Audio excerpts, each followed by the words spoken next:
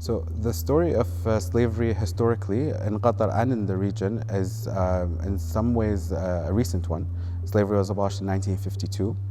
So it is in the memories of many people, even still alive today, but it is of course also a very sensitive and delicate topic.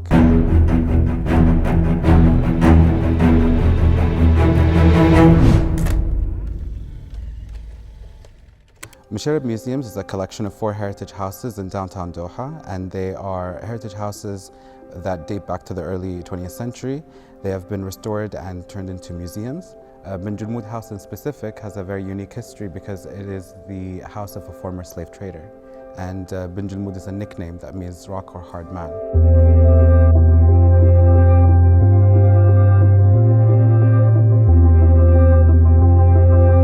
So the story of slavery historically in Qatar and in the region is in some ways a recent one.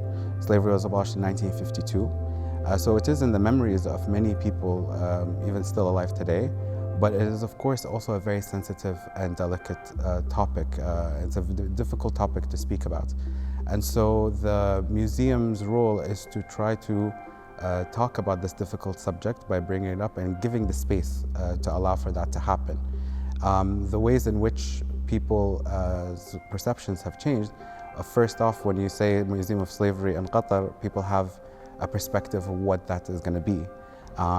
For example, people might think this was an attempt to blame anybody or to talk about any one particular person, but in fact it's not. And oftentimes we see the journey of people become an emotional one actually, and realize that it is a human story. And this is especially true as well for younger generations who might not have any idea about the history of slavery in Qatar. And so this is the first time exploring that concept for themselves. For visitors visiting Jelmood Museum, they can expect to see, first off, a story that is told in stages. First introduces slavery in the early 20th century, then goes on to explore the sources of enslaved people. Where did enslaved people come from for the early 20th century? And then the transport, so a transport and sale, the journey in which enslaved people went through to get here, as well as the domestic work that was often done by enslaved people, and of course the commercial servitude, particularly when it comes to the pearl diving. Pearl diving in the late 19th century, early 20th century was a particularly important economy, and it witnessed sort of a boom during that time, as it became one of the biggest imports for the countries in the region. And so there was a need for enslaved people as labor. And so you had the work that was done by enslaved people alongside freed men on these ships, working as both divers and haulers during the summer months. The difference, of course, was that freed men were able to keep the earnings that they made, whereas enslaved people had to surrender those earnings to their masters.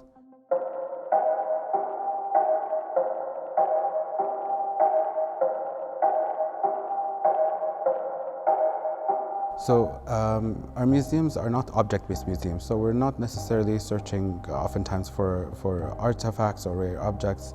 What we do like to focus on is oral histories and the stories from people who might have witnessed some of these moments in history, and as well the reflections on it. So this was our primary way of actually putting together some of the content for the museum. And we do that through the outreach, mostly through, in the beginning was word of mouth, and then slowly started to become a place where people felt comfortable to actually approach us because they can see how we're using that information. I think sometimes the most, not necessarily asked questions, but maybe one of the most challenging concepts to explain is the terms itself. And this is not just for kids that might have this issue, but also adults. What terminology do you use to explain?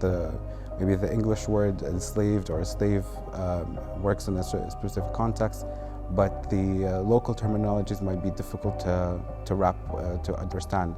There are many variations. So a full discussion on just the definitions and the terms is an interesting way to start the conversation about it. So Msheireb Museums has many projects, and also we have a dedicated education department. Part of the vision of Her Highness Sheikh Moza bin Nasser is to unpack these histories, these social histories in this part of Doha. The vision of the house itself, Jelmood House, is to contribute to global abolition of slavery, and as well as part of its mission is to tell the story of slavery in Qatar and the Indian Ocean region, and of course comment on a larger Qatari social history.